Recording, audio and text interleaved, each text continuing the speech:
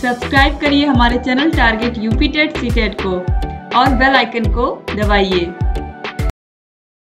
Hello friends, मैं आनंद स्वागत करता हूं आप सभी का आपके अपने चैनल और app target UP TET CTET में। दोस्तों, आज हम देखने वाले हैं आपके डीएलएड थर्ड सेमेस्टर में 2018 में जो गणित का प्रश्न पत्र आया था उसका संपूर्ण हल।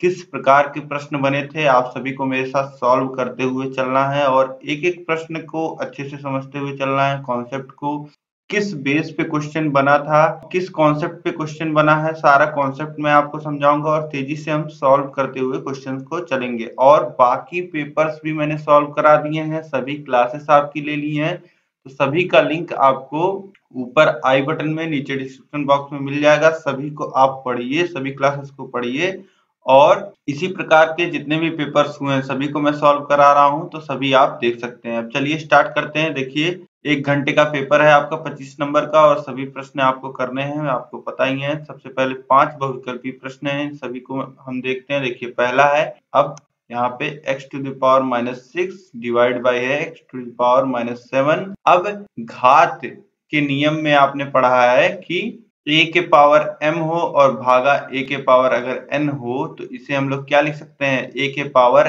m माइनस n लिख देते हैं। ठीक है, आधार समान हो और भाग हो रहा हो तो वहां पे क्या हो जाता है, आधार सेम रखते हुए घातें घट जाती हैं। तो इसी प्रकार से यहाँ x आधार समान है और घातें घटा लेते हैं। तो पहले -6, फिर -6 में से घट जाएगा कितना, -7। तो x के घात आ जाएगा -6 और माइनस का गुणा माइनस में होगा तो हो जाएगा प्लस, यानी x के घात में कितना आ जाएगा, x के घात में ऋण 6 धन 7, यानी x के घात में धन 1 आ जाएगा। ठीक, +1 x⁻+1 बचेगा और यही आपका उत्तर होगा। अब यहाँ पे देखिए ऑप्शन ए में x⁻−1 दिया गया है और सा में भी देखिए -1 दिया गया है, +1 होना चाहिए। ठीक है, तो x⁻+1 यह सही होगा। ठीक, ऑप्शन सा सही हो जाएगा यहाँ पे।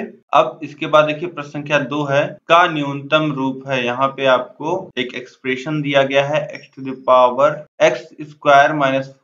बाई x+2 का होल स्क्वायर। ठीक, तो अब यहाँ पे आपने फॉर्मूला पढ़ा है a² - b² का। a² - b² क्या होता है, एक ब्रैकेट में a प्लस b और दूसरे ब्रैकेट में a माइनस b। तो यही सूत्र हम ऊपर लगा लेते हैं। किस प्रकार से, देखिए x² - 2 का स्क्वायर इसको लिख सकते हैं और x+2 का होल स्क्वायर है ही। ठीक, तो अब इसे जब a² - b² का यहाँ पे फॉर्मूला लगाएंगे तो एक ब्रैकेट में हो जाएगा x+2 और दूसरे ब्रैकेट में होगा x-2 और नीचे देखिए x+2 का होल स्क्वायर है, यानी कि x+2 इंटू x+2 इस तरीके से लिख सकते हैं। अब देखिए ऊपर ब्रैकेट में x+2 है और नीचे भी, तो दोनों कट जाएगा और बच क्या जा रहा है, यहाँ पे आप देखिए बच गया है x-2 और बाई x+2 यह बच गया है। ठीक है, यही आपका उत्तर हो जाएगा। देखिए किस ऑप्शन में दिया गया है, ऑप्शन बा में दिया गया है, ऊपर x-2 नीचे x+2। ठीक,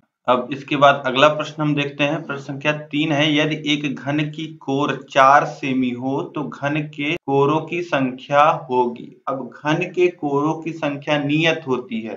घन आपने देखा है, जैसे जिस कमरे में आप बैठे होंगे वह भी एक घन के आकार का होगा, तो उसमें आप देखेंगे कि 12 कोर होते हैं। जो आपकी फर्श है, आप फर्श को देखेंगे तो फर्श में 4 भुजाएं हैं, फर्श में 4 भुजाएं हैं, इन्हीं को हम क्या कहते हैं, कोर कहते हैं। ठीक, यहाँ पे अगर आप बैठे हैं तो फर्श में आप देखेंगे 4 भुजाएं हैं और इसी तरीके से छत पे आप देखेंगे तो 4 भुजाएं हैं। ठीक, 4 कोर हैं छत में और इसी प्रकार से आप देखेंगे कि जहां पे दीवार खड़ी है, दीवार जो खड़ी है, जो कोने हैं वहां पे भी 4 कोर हैं। ठीक, तो इस प्रकार से कुल कितने हो गए, 4 त्रिक 12 कोर हो गए। ठीक, 12 कोर होते हैं और इस जो भुजा की लंबाई है इससे कोई मतलब नहीं है, कोई भी घनाभ होगा, घन होगा, उसमें 12 कोर होगा। ठीक, तो यहाँ पे ऑप्शन दा जो हो जाएगा यह बिल्कुल सही हो जाएगा। इसके बाद देखिए प्रश्न संख्या 4 है, log 169 बेस 13 का मान होगा। तो अब देख लीजिए यहाँ पे किस प्रकार से log 169 बेस है 13। तो अब इसे किस प्रकार से लिख सकते हैं? देखिए, सबसे आसान जो आपने लॉग में पढ़ रखा है, लॉग के नियम में, उसमें आपने एक पढ़ रखा है लॉग ए, और बेस भी अगर ए हो तो यह 1 हो जाता है इसका मान। ठीक, तो इसी के रूप में हम बनाने का प्रयास करेंगे। 169 हमें पता है कि 13 का वर्ग होता है, तो यहाँ पे हम इसे कितना लिख सकते हैं, log 13 का स्क्वायर लिख देंगे, तो 169 को, और बेस भी 13 है। ठीक, अब एक चीज, एक रूल आपको और पता होता है लॉग में, अगर log x to the power n है और बेस a है, तो इसे हम लोग कितना लिख सकते हैं, n log x base a, इस तरीके से लिखा जाता है। ठीक है, तो अब इसे यहाँ पे हम लोग कितना लिख सकते हैं, यह 2 जो है यह बाहर आ जाएगा और log 13 बेस 13 बच जाएगा। ठीक, अब यहाँ से आप देख पा रहे होंगे log a बेस a वाला रूल यहाँ पे हम लोग लगा सकते हैं, तो 2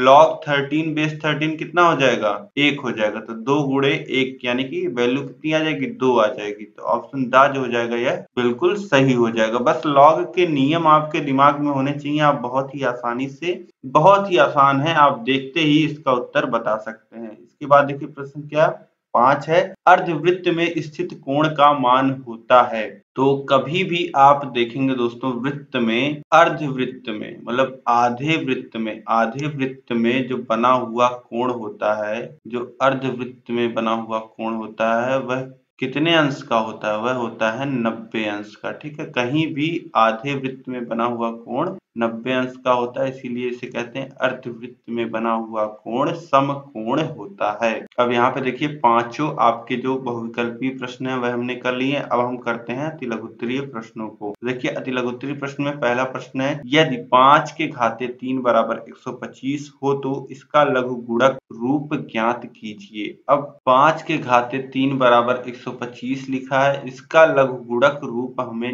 लिखना है, यानी कि लॉग के फॉर्म में हम इससे कैसे लिखेंगे यह हमें बताना है। तो सबसे पहले लॉग लिखते हैं, तो हम क्या करते हैं, जो बेस होता है, जो आधार होता है, उसको आधार ही रखते हैं, लॉग का बेस रखते हैं, और जो बराबर के इधर होता है वो यहाँ सामने लिखते हैं। ठीक, तो log 125 बेस 5 बराबर क्या लिख सकते हैं, जो घात में है घात को बराबर के इधर लिख देते हैं, यही हो जाता है इसका log का रूप। ठीक है, तो इस प्रकार से यह log का रूप आप लिख देंगे। और जो जनरल रूल होता है, जैसे कि अगर बेस a है और जनरल रूल जो होता है दोस्तों, जैसे a के पावर n है और बराबर x लिखा है, तो इसे कैसे लिखते हैं, log बेस a और x बराबर n, इस प्रकार से लिखा जाता है, यही रूल होता है, इसको आप लोग याद रखिएगा। ठीक है, तो इस प्रकार से आप लॉगरिथमिक रूप जो है वह लिख लेंगे बहुत ही आसानी से। अब अगला प्रश्न हम लोग देखते हैं, प्रश्न संख्या 7 है, रेखांकित एवं बियरर चेक में अंतर स्पष्ट कीजिए। अब देखिए दोस्तों, बियरर चेक होता है, इसे हम लोग 2 नाम से और जानते हैं, पहले ये जान लीजिए, बियरर चेक को हम लोग धारक चेक भी कहते हैं या वाहक चेक भी कहते हैं। ठीक है, इसमें क्या होता है, इसमें सिंपली जैसे आपने किसी व्यक्ति को, रमेश को चेक दिया, तो वह रमेश खुद जाके भी कैश निकाल सकता है, या चेक उसने रमेश ने किसी सुरेश को दे दिया तो सुरेश भी बैंक जाकर के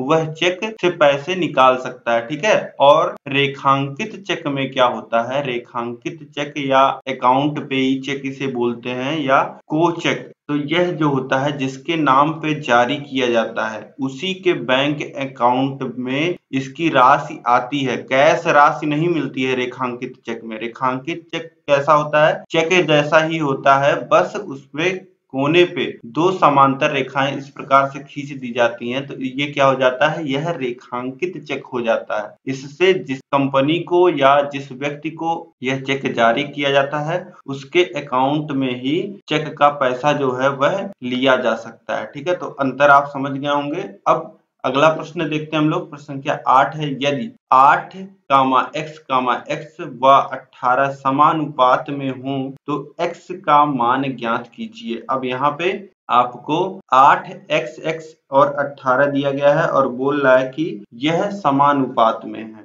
तो समानुपात में अगर 4 संख्याएं a अनुपाते b समानुपाते c अनुपाते d, अगर यह समानुपात में है तो इनको किस प्रकार से हम लिखते हैं, a by b equal to C by D. ठीक है, अनुपात का मतलब बटा होता है और समानुपात का मतलब होता है बराबर। ठीक, तो इसी प्रकार से यहाँ क्या दिया गया है, 8 अनुपाते x समानुपाते x अनुपाते 18, यही हमें यहाँ पे दिया गया है प्रश्न में। तो अब इसे कितना लिख सकते हैं हम, 8 बटे x बराबर x बाई 18। यहाँ पे x का मान हमें निकालना है, तिर्यक गुणा हो जाएगा, x का गुणा x में होगा तो ये हो जाएगा x स्क्वायर और 8 का गुणा 18 में होगा। ठीक, x स्क्वायर बराबर 8 का गुणा 18 में करिए, 8 8 64 के 4, हाथ से लगा 6, 8 के नम 8 और 6 14, 144 हो जाएगा।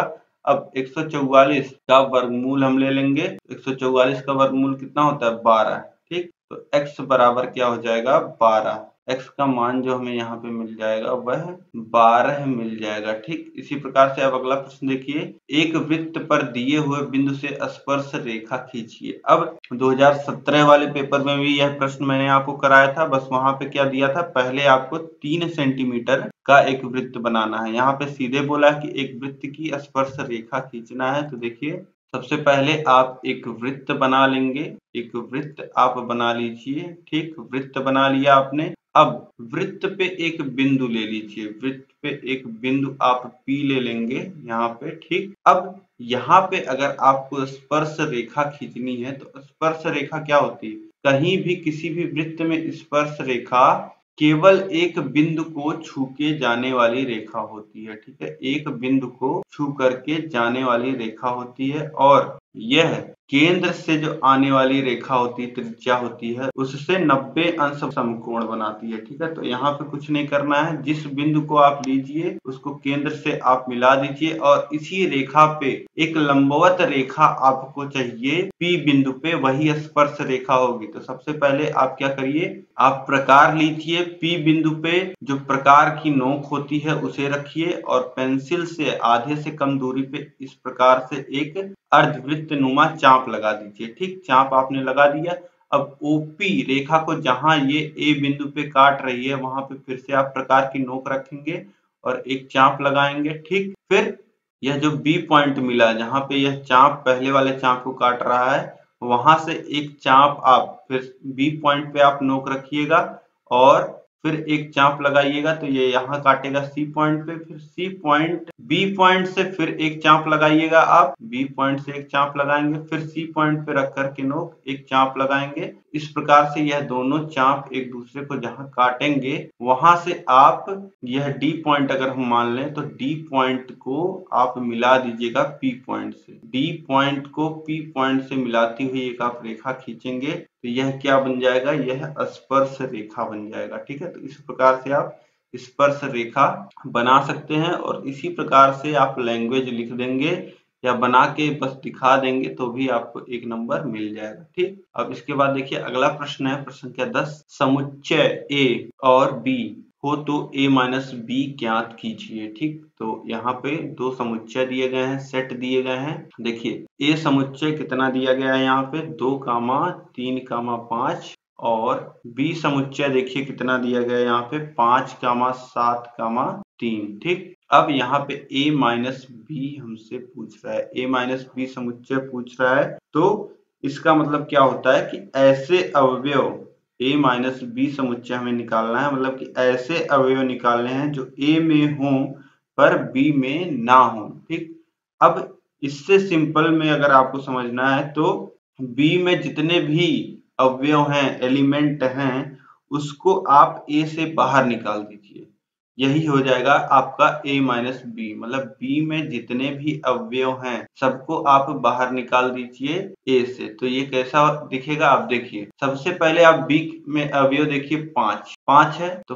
5 को A से बाहर आपको निकाल देना है। ठीक, 5 को, और 7 देखिए, 7 है A में, तो 7 A में है ही नहीं तो बाहर कैसे निकालेंगे। ठीक, 7 छोड़ दीजिए। इसके बाद देखिए 3 देखिए A में है, तो हाँ A में है तो इसे भी बाहर निकाल देंगे। अब देखिए इस प्रकार से आपको सभी एलिमेंट को चेक कर लेना है, B के जितने भी एलिमेंट A में आपको मिलेंगे सबको आपको बाहर निकाल देना है और इसके बाद जो एलिमेंट A में बचता है वही A माइनस B हो जाएगा। ठीक है, तो यही आपको इतना बस करना था, A माइनस B लिखना था। ठीक है, और यहीं पे अगर हम B माइनस A भी निकालना चाहें तो वह भी आप देख लीजिए कितना आएगा।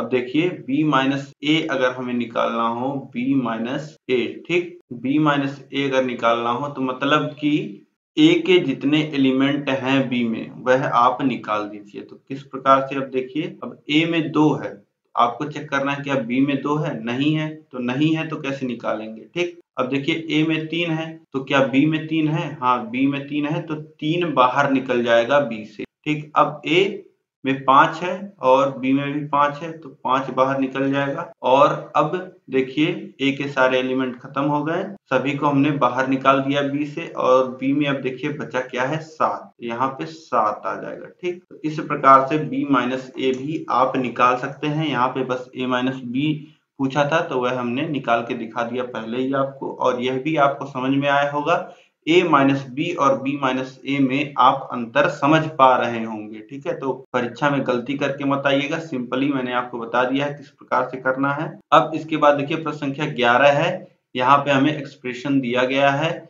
इसको सरल करना है, सिंप्लीफाई करना है। तो देखिए किस प्रकार से करेंगे। देखिए यहाँ पे एक्सप्रेशन हमें दिया गया है ऋण 12/7 गुणे ऋण 14/27 और फिर घटाना है, यहाँ पे माइनस है, माइनस अगले ब्रैकेट में है ऋण 8/45 और गुणे 9/16, ठीक, इस प्रकार से है। अब देखिए पहले ब्रैकेट में आप देखिए तो यहाँ पे क्या है, ऊपर ऋण 12/7 है, ठीक, और फिर गुणे में है ऋण 14/27। तो आप देखिए हर को देखिए और अंश को देखिए, ठीक है, हर और अंश को देखिए तो यहाँ हर में 7 है और यहाँ अंश में 14 है और बीच में गुणे का निशान है, तो हम ऊपर नीचे अंश और हर में जो है उसे काट सकते हैं। तो 7 दूनी 14 हो जाएगा, और फिर यहाँ देखिए ऊपर अंश में 12 है और यहाँ नीचे 27 है, ठीक, दोनों ही 3 से कटते हैं तो यहाँ 9 आ जाएगा, 9 त्रिक 27 और यहाँ ऊपर आ जाएगा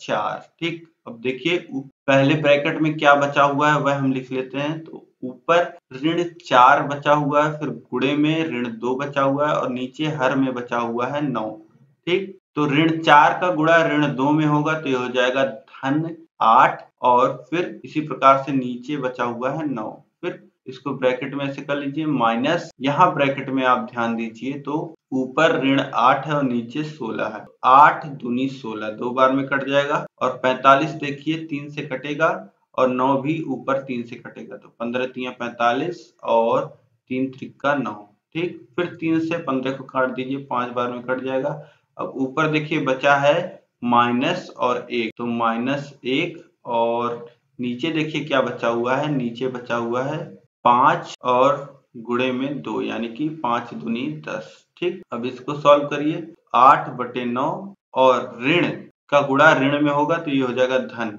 ठीक, ब्रैकेट जब खुलेगा 1/10, ठीक। अब हर समान कर लीजिए तो 9 का गुणा 10 में हो जाएगा, ठीक, और फिर अब देखिए हर में यहाँ 9 था, अब 9 गुणे 10 हो रहा है तो 10 का गुणा ऊपर भी हो जाएगा, यानी कि 8 का गुणा 10 में होगा तो ये हो जाएगा 80 धन, और यहाँ देखिए हर में 10 था, अब 9 गुणे 10 हो गया तो 9 का गुणा ऊपर हो जाएगा यानी कि धन 9 हो जाएगा, यानी कि 89/90, यह सिंप्लीफाई सरल रूप आ जाएगा, ठीक। तो 89/90 यह आपका उत्तर हो जाएगा। अब यहाँ पे आपने सभी अतिलघुत्तरीय प्रश्नों को भी हल कर लिया। अब हम आगे देखेंगे लघुत्तरीय प्रश्नों को। अब देखिए लघुत्तरीय प्रश्नों में पहला प्रश्न है प्रश्न संख्या 12, चक्रवृद्धि मिश्रधन ज्ञात करने का प्रतीकात्मक सूत्र लिखिए, यह भी बताइए कि प्रयुक्त प्रतीक किन अर्थों में है। अब देखिए चक्रवृद्धि मिश्रधन का जो सूत्र होता है उसको आपको लिखना है और उसमें क्या क्या चीजें हैं यह लिख के आपको बताना है। तो चलिए हम लोग देखते हैं क्या होता है सूत्र और उसमें क्या क्या चीजें प्रयुक्त होती हैं। चक्रवृद्धि मिश्रधन का जो प्रतीकात्मक सूत्र होता है वह होता है a बराबर p ब्रैकेट में 1 + r/100 to the power n। अब यहाँ पे a क्या है, a तो देखिए होता है चक्रवृद्धि मिश्रधन, चक्रवृद्धि मिश्रधन होता है, और p क्या होता है, p मूलधन होता है, p मूलधन होता है। r क्या होता है, रेट होता है, दर जिसे बोलते हैं या इंग्लिश में रेट बोलते हैं, और n क्या होता है, समय या समय अवधि जिसे बोलते हैं हम लोग, ठीक है। तो यही आपको सूत्र लिख देना था और डिस्क्राइब कर देना था कि APRN क्या होते हैं, ठीक है। इसी पे आपको 2 नंबर मिल जाते हैं। अब इसके बाद देखिए अगला प्रश्न है प्रश्न संख्या 13, 14 ऋण 5x ऋण x स्क्वायर का गुणनफल ज्ञात कीजिए। तो इसका गुणनफल हमें ज्ञात करना है, तो किस प्रकार से करेंगे देखिए। एक्सप्रेशन जो हमें दिया गया है वह दिया गया 14 minus 5x square minus x square. अब स्टैंडर्ड जो मैंने आपको बताया वह होता है ax square plus bx plus c। अब इसको आप चाहे तो इसी प्रकार से लिख लीजिए, minus x square minus 5x plus 14, 14 के आगे कुछ नहीं है तो प्लस का निशान है, ठीक है। इस प्रकार से आप लिख लोगे इसे, तो अब आपको दिख रहा होगा कि यह एक द्विघात एक्सप्रेशन के रूप में है। अब यहाँ पे मैंने आपको बताया है कि एक्स स्क्वायर का जो गुणांक होता है और सी को, इसको हम लोग पहले देखते हैं दोनों का गुणा करके। तो ए और सी का हम सबसे पहले a इंटू सी निकालते हैं। तो यहाँ पे देखिए a है -1 और c है 14। तो -1 इंटू 14 कितना हो जाएगा, -14 हो जाएगा। और b की वैल्यू यहाँ पे कितनी है, -5 है। इसी b को हम लोग तोड़ते हैं और b को हम लोग इस तरीके से तोड़ते हैं कि जोड़ने पे यही आ जाए, जो है -5 आ जाए, और जब गुणा करें हम लोग तो -14 आए। तो किस प्रकार से तोड़ सकते हैं, -7 और -2 में, ठीक है। देखिए गुणा करेंगे तो -14 और जोड़ेंगे तो -5। तो इस प्रकार से -x square -7x plus 2x plus 14। अब देखिए यहाँ पे पिछला आप लाइन देखिए और ये लाइन देखिए, कोई अंतर नहीं है। जहां पे केवल -5x लिखा था वहां पे केवल हमने क्या लिख दिया है, -7x प्लस 2x, कोई अंतर नहीं है। -7x प्लस 2x भी -5x होता है, ठीक। तो अब यहाँ पे हमें क्या करना है, यहाँ पे हमें जो कॉमन मिलता है वो कॉमन ले लेना है। यहाँ पे देखिए -x हमको कॉमन मिल रहा है, तो यहाँ पे क्या हो जाएगा, x प्लस 7, और यहाँ पे देखिए +2 कॉमन मिल रहा है, तो 2 कॉमन लेंगे तो यहाँ बचेगा x और फिर +7 यहाँ बचेगा।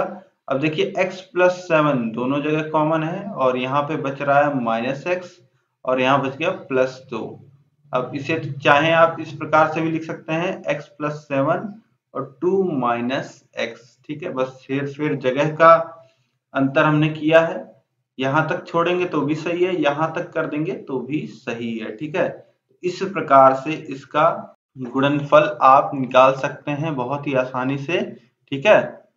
और कहीं अगर आपको दिक्कत हो रही है तो पहले मैंने ये सारी चीजें आपको क्लासेस में पढ़ाई हुई हैं। बेसिक से अगर आपको समझना है तो आप क्लासेस को अटेंड कर लीजिए।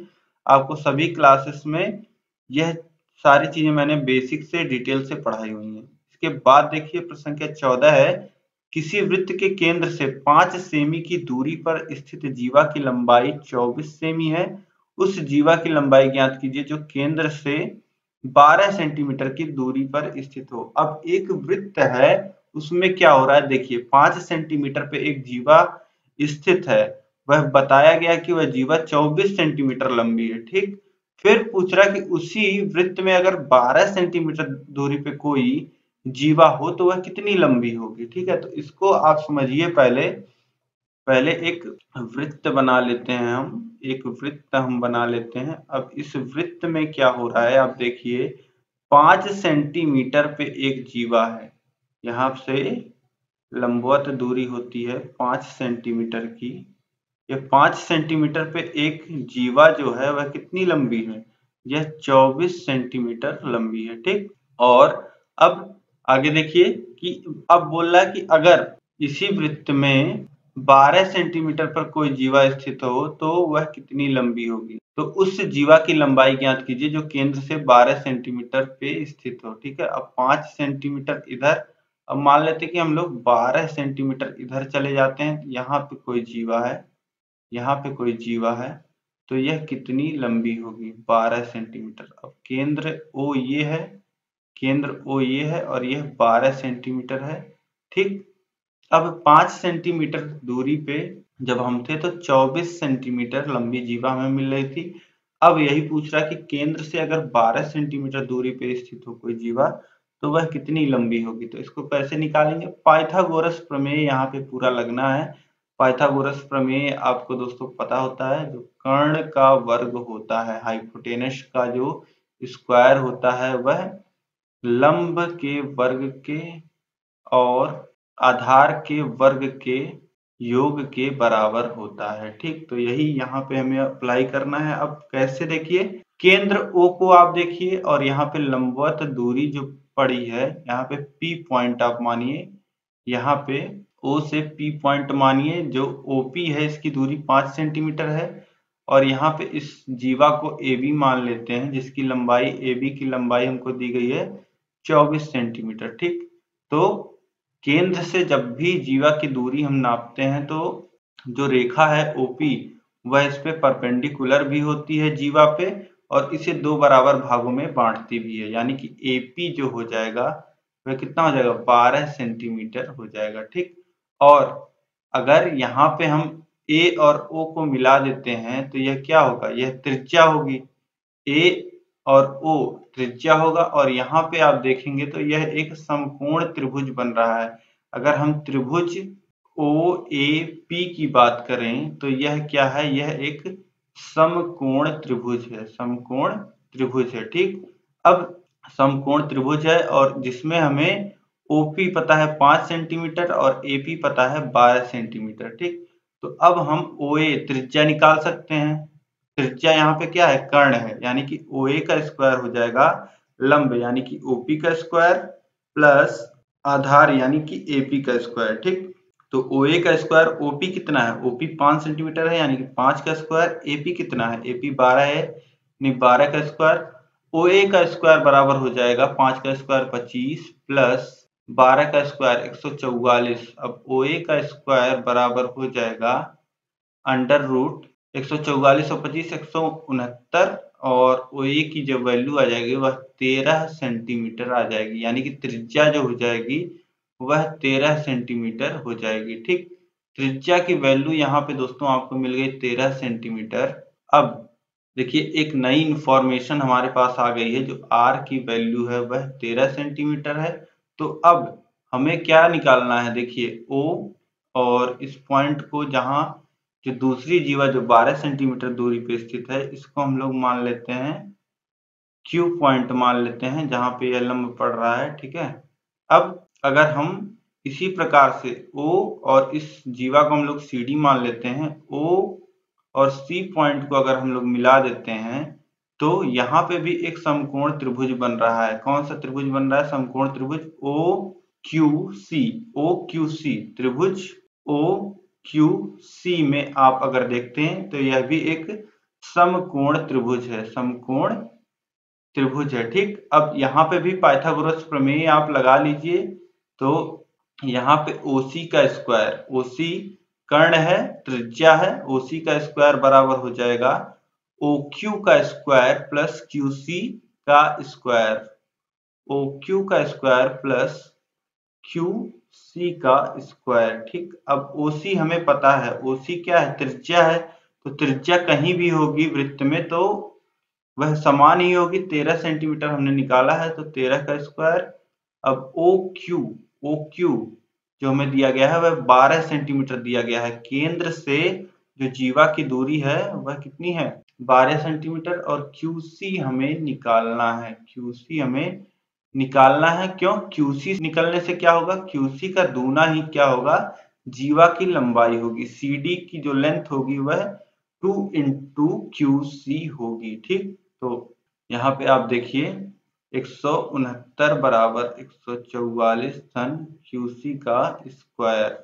तो यहाँ से आप सॉल्व करेंगे तो QC की वैल्यू 5 आ जाएगी और अगर आपको CD की वैल्यू निकालनी है, यहाँ से CD की वैल्यू निकालनी है तो ये होगा 2 इंटू QC। ठीक, या यहीं से आप देखिए QC की वैल्यू 5 है तो 5 इधर भी होगी QD की वैल्यू, तो एक कितना हो जाएगा, 5 और 5 10 हो जाएगा। ठीक, 2 इंटू 5 कितना हो जाएगा, 10 सेंटीमीटर्स।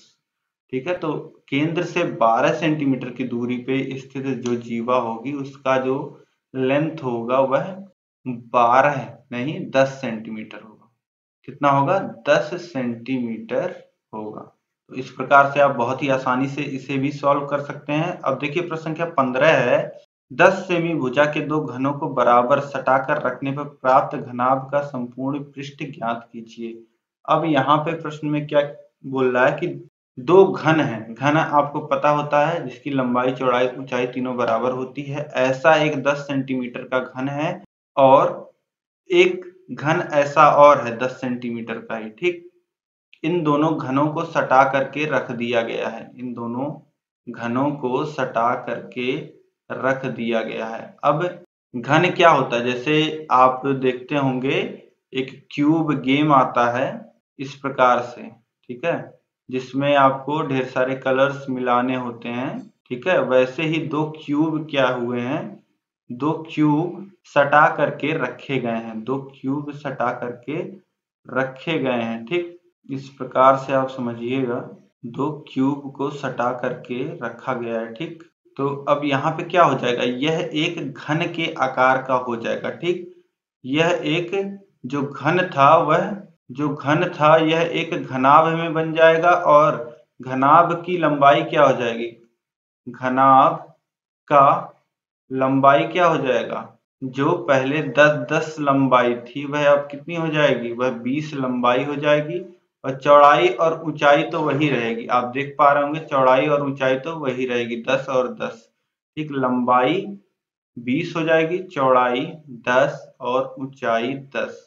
जब दो घनाभ को, दो 10 सेंटीमीटर भुजा वाले घनाभ को हम सटा करके रखेंगे तो हमें एक घनाभ प्राप्त होगा जिसकी जो लंबाई होगी वह 20 सेंटीमीटर होगी और चौड़ाई और ऊंचाई तो सेम रहेगी 10-10 सेंटीमीटर, ठीक। और इसी का हमसे क्या पूछ रहा है, इसी का हमसे संपूर्ण पृष्ठ पूछ रहा है, ठीक है। इसी का हमसे संपूर्ण पृष्ठ पूछ रहा है। तो पृष्ठ क्या होता है, पृष्ठ जो एरिया ऐसे खुले में होता है जिसको आप स्पर्श कर सकते हैं, छू सकते हैं, वही एरिया होता है संपूर्ण पृष्ठ, ठीक है।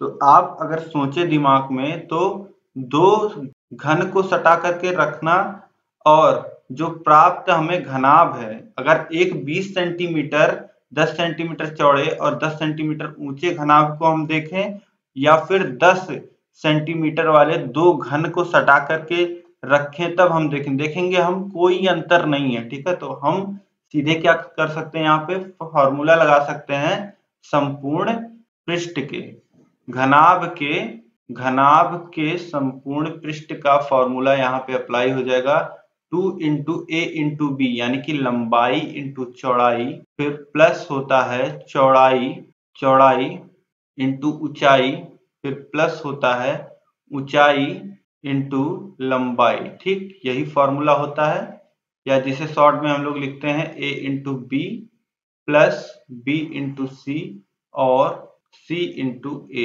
इस प्रकार से लिखते हैं। तो यहाँ पे लंबाई कितनी है, लंबाई है 20 गुणे चौड़ाई 10 है, फिर प्लस चौड़ाई 10 है, ऊंचाई 10 है, तो 10 इंटू 10 प्लस c 10 इंटू ए, यानी कि लंबाई 20, ठीक।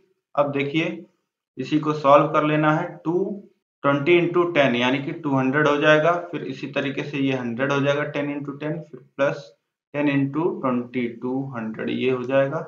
तो 2 गुणे और ब्रैकेट में 500 हो जाएगा, जोड़ेंगे तो ये हो जाएगा 1000 वर्ग सेंटीमीटर, ठीक। तो कितना आ जाएगा, घनाभ का जो संपूर्ण पृष्ठ आ जाएगा वह 1000 वर्ग सेंटीमीटर आ जाएगा, ठीक। यही आपसे यहाँ पे पूछ रहा था कि घनाभ का संपूर्ण पृष्ठ कितना होगा, 1000 वर्ग सेंटीमीटर होगा, 1000 वर्ग सेंटीमीटर। अब इसके बाद देखिए प्रश्न संख्या 16 है, साधारण ब्याज की दर से 2500 का 2 वर्ष 6 माह का 6% वार्षिक दर से ब्याज तथा मिश्र धन ज्ञात कीजिए। अब यहाँ पे साधारण ब्याज हमें निकालना है, ब्याज भी निकालना है और मिश्र धन भी निकालना है। तो साधारण ब्याज का फॉर्मूला आपको पता होता है, साधारण ब्याज का जो फॉर्मूला होता है वह होता है P into R into T by 100, ठीक। तो वैल्यू आप रख लीजिए, P कितना दिया गया है, मूलधन 2500, आर रेट कितना है 6 और टाइम कितना है 2 वर्ष 6 माह, यानी कि 2.5 साल, 2.5 ईयर में ही लिखते हैं इसे, तो ईयर में आप कन्वर्ट कर लीजिएगा, ठीक है। 2 वर्ष और माह को अगर साल में कन्वर्ट करना है तो 6 माह को साल में कन्वर्ट करने के लिए 12 से भाग दे देंगे, ये आ जाएगा 0.5, तो और प्लस 0.5 2.5 हो गया, और बाई में 100 है, 100 के 2 जीरो, 2500 के 2 जीरो कट जाएंगे, और यहाँ पे देखिए 25 गुणे 6 का गुणा 2.5 में होगा तो 12 और 3 15 हो जाएगा। अब 15 का गुणा 25 में होगा तो ये हो जाएगा 375। ठीक, यह आ गया आपका ब्याज, साधारण ब्याज। ठीक, अब हमें क्या निकालना था, हमें ब्याज और मिश्र धन भी ज्ञात करना है। तो मिश्र धन कितना होता है, मिश्र धन होता है मूलधन, जितना पहले था धन मूलधन प्लस ब्याज। ठीक, तो मूलधन कितना था 2500 और ब्याज कितना आया 375, तो ये हो जाएगा 2875। तो यही दो चीजें हमें निकालनी थी, बहुत ही आसानी से आप निकाल सकते हो। अब अगला प्रश्न हम लोग देखते हैं, प्रश्न संख्या 17 है, यदि निम्नलिखित आंकड़ों का समांतर माध्य 21.5 है तो k का मान ज्ञात कीजिए। अब यहाँ कुछ आंकड़े दिए गए हैं, इसमें समांतर माध्य इस आंकड़े का दे दिया गया है हमें, और यहाँ पे बारंबारता में देखिए k है, इसी k की वैल्यू हमें निकालनी है, मतलब कि जो पद 35 है इसकी बारंबारता कितनी होगी यही हमें निकालना है। ठीक, तो समांतर माध्य निकालते समय हम लोग क्या करते हैं, सारणी बनाते हैं, क्योंकि हमें पदों और बारंबारता का जो गुणनफल होता है वह भी दिखाना होता है, उसका जोड़ हमको चाहिए होता है। क्यों, क्योंकि देखिए सबसे पहले आप समांतर माध्य का फॉर्मूला ही देखिए, तो समांतर माध्य का जो फॉर्मूला होता है वह sigma fx by sigma f होता है। तो fx यानी कि बारंबारता और पदों का गुणा। ठीक, तो सबसे पहले हम सारणी बना लेते हैं, पद और बारंबारता हमको दिया गया है, बारंबारता यानी कि f फ्रीक्वेंसी। अब हमें f इंटू x निकालना है, तो पद हमें क्या क्या दिए गए हैं, देखिए पद जो हमें दिए गए हैं वह दिए गए हैं 5, 15, 25, 35 और 45। ठीक, अब पद 5 की जो बारंबारता है वह 6 है, 15 की 4 है, 25 की 3 है, 35 का k है और 45 का 2 है। ठीक, अब fx क्या होता है, गुणा होता है, 6 का गुणा 5 में होगा तो ये आ जाएगा 30, और इसी प्रकार से 4 का गुणा 15 में होगा आएगा 60, इसी प्रकार से 3 का गुणा 25 में होगा तो ये हो जाएगा 75, और इसी प्रकार से k का गुणा होगा 35 में तो हो जाएगा 35k, और 2 का गुणा 45 में होगा तो ये हो जाएगा 90। ठीक, अब हमें सिग्मा fx चाहिए होता है, सिग्मा fx यानी कि सभी fx का योग, सिग्मा fx कितना होगा, देखिए जोड़िए इसको, 30 और 60, 90 और 75 कितना हो गया, 165 और 90 255, 255 धन ये कितना आ जाएगा 35 के, इसमें जुड़ेगा नहीं तो अलग से धन 35 के, और यहाँ पे निकालेंगे सिग्मा f, तो 6 4 10 13 2 15, 15 धन के सिग्मा f आ गया। ठीक, अब समांतर माध्य का फॉर्मूला आप लगा लीजिए, समांतर माध्य का formula sigma fx by sigma f, तो कितना लिखेंगे, ये लिखेंगे हम सिग्मा fx 255 धन 35 के बाई सिग्मा f कितना है 15 धन के।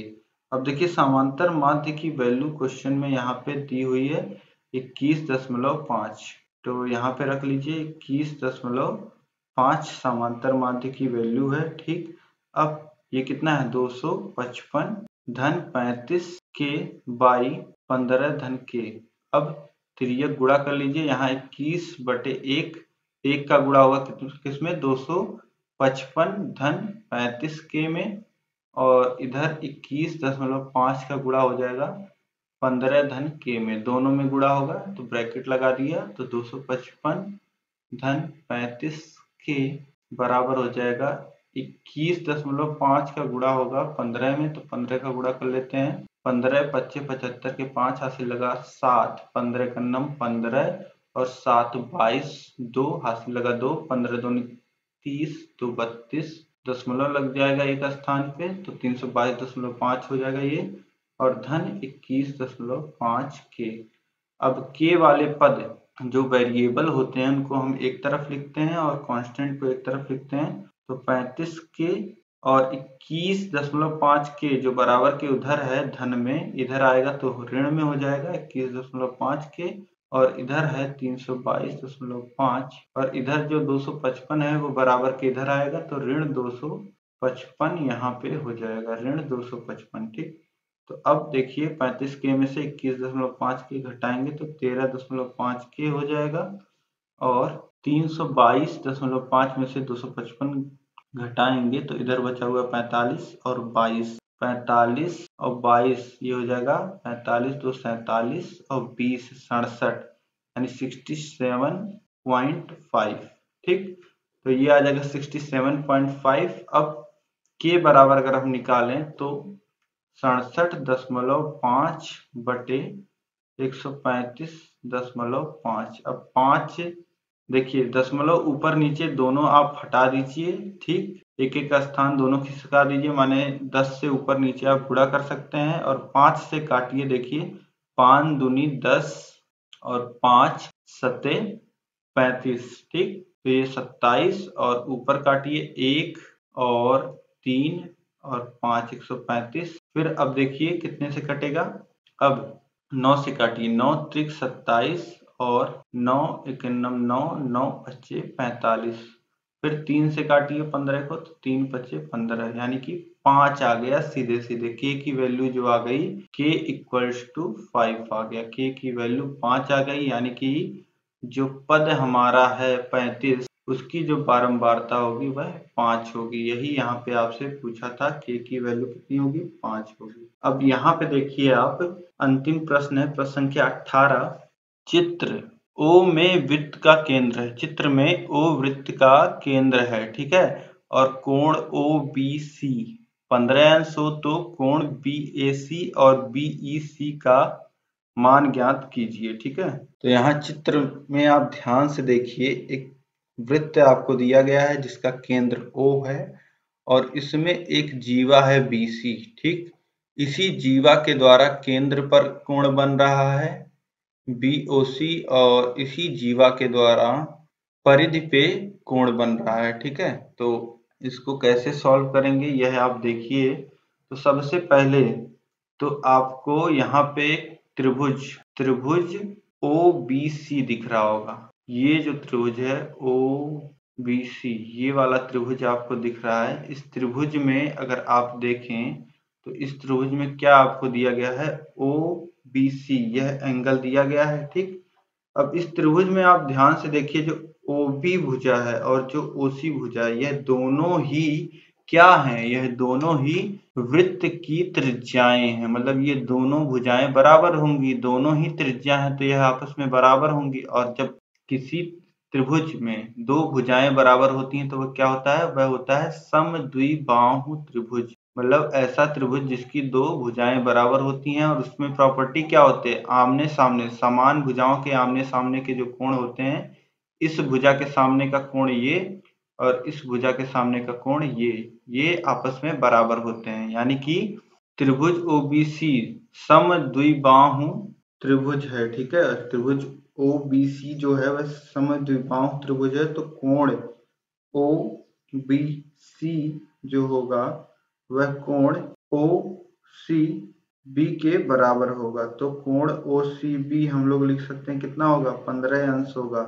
यह जो कोण होगा यह 15 अंश होगा। अब इसी त्रिभुज OBC में दो अंतःकोण आपको पता है, तो तीसरा कोण आप निकाल सकते हैं। दो कोण 15-15 अंश के हो गए, तो बचा हुआ जो तीसरा कोण होगा वह कितना होगा, 180 माइनस 15 धन 15, यानी कि 30 माइनस हो जाएगा 180 में से, तो ये आ जाएगा 150 अंश का कोण, ये आ जाएगा। ठीक, 150 अंश का कोण ये आ गया। ठीक, तो आपको पता है जो जीवा BC है, जीवा BC के द्वारा जो केंद्र पर कोण बन रहा है वह कोण दूना होता है जो परिधि पे कोण बनता है। ठीक, अब यहीं से आप समझिए, एक वृत्त में जो किसी जीवा के द्वारा जो केंद्र पे कोण बनता है, किसी जीवा के द्वारा जो केंद्र पे कोण बनता है वह दूना होता है उसी जीवा के द्वारा परिधि पे बनाए गए कोण के। ठीक है, तो यहाँ से हम लोग क्या कह सकते हैं, कोण BOC जो होगा वह दूना होगा किसके, कोण BAC के। ठीक, तो BOC हमें पता है कितना है, 150 अंश है, और यह दूना है कोण BAC के। ठीक, तो कोण BAC कितना हो जाएगा, 150 अंश बटे 2 यानी कि 75 अंश, तो ये हो जाएगा 75 डिग्री। ठीक, ये हमको निकालना था कोण BAC, यह हमको निकालना था, यह हमने निकाल लिया। अब इसके बाद देखिए, इसके बाद हमको एक कोण और निकालना है, कोण BEC। कोण BEC यानी कि हमें यह वाला कोण निकालना है। ठीक, तो यह कैसे निकालेंगे, आप यहाँ चित्र में ध्यान से देखिए। अब यहाँ आप चित्र में ध्यान से देखिए, अभी आप देख रहे थे कि BC के द्वारा जो कोण केंद्र O पे बन रहा है वह दूना है इस कोण के, कोण A के। ठीक, इसी प्रकार से अब जो BC के द्वारा ये जो कोण बन रहा है यह दूना होगा किसके, इस कोण के। ठीक है, ये जो कोण बन रहा है कोण AB, कोण BOC जो बन रहा है, कोण BOC।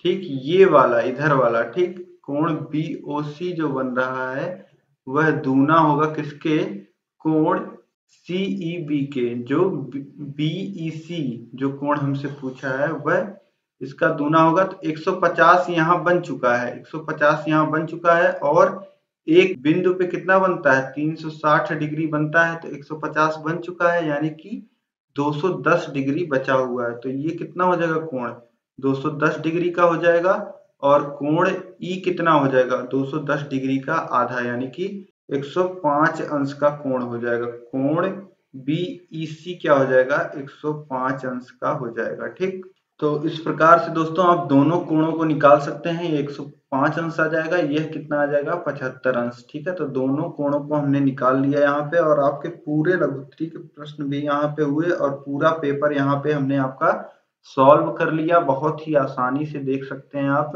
बहुत ही कम समय में हमने समझते हुए पूरा सॉल्व करते हुए हम चले हैं। और उम्मीद है दोस्तों कि यह पूरा पेपर का सलूशन जो है वह आपको पसंद आया होगा।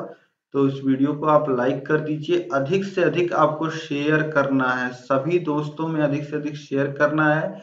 चैनल को सब्सक्राइब कर लेना है आपको, ताकि ऐसी ही महत्वपूर्ण वीडियोस आपसे मिस ना हो। साथ ही सब्सक्राइब के बगल बेल आइकन होगा, उस पर ऑल कर लीजिएगा, तभी आपको नोटिफिकेशंस मिल पाएंगी। सभी जो महत्वपूर्ण वीडियोस चैनल पे आती हैं वह आपको उनका नोटिफिकेशन मिल पाएगा। साथ ही अगर आपको थर्ड सेमेस्टर की बहुत अच्छे से तैयारी करनी है, सभी नोट्स चाहिए, टेस्ट आपको देने हैं, तो आप क्या कर सकते हैं, आप हमारे app target UP TET CTET को प्ले स्टोर से डाउनलोड कर सकते हैं। प्ले स्टोर पे आप सर्च करिएगा टारगेट यूपी टेट सीटेट, या नीचे डिस्क्रिप्शन में ऐप डाउनलोड का लिंक दिया हुआ है, वहां पे आप क्लिक करके हमारे ऐप को डाउनलोड कर लीजिए। वहां पे आपको थर्ड सेमेस्टर का कोर्स मिल जाएगा। कोर्स में आपको सभी क्लासेस बिना प्रचार के, सभी चैप्टर्स के नोट्स, सभी चैप्टर के टेस्ट, पूरा नोट्स आपको मिल जाएगा, और सभी मास्टर क्लासेस मिल जाएंगी, सभी प्रीवियस ईयर सॉल्व पेपर मिल जाएंगे, सब कुछ आपको मिल जाएगा, और सब कुछ आप बिना डिस्टरबेंस के बहुत अच्छे से वहां पे पढ़ सकते हैं। ठीक है, तो ऐप को डाउनलोड करिए, और थर्ड सेमेस्टर कोर्स में आप जरूर इनरोल करिए। ठीक है, तो इस वीडियो में दोस्तों अंत तक बने रहने के लिए आप सभी लोग का बहुत बहुत धन्यवाद। आपका दिन शुभ हो। जय हिंद।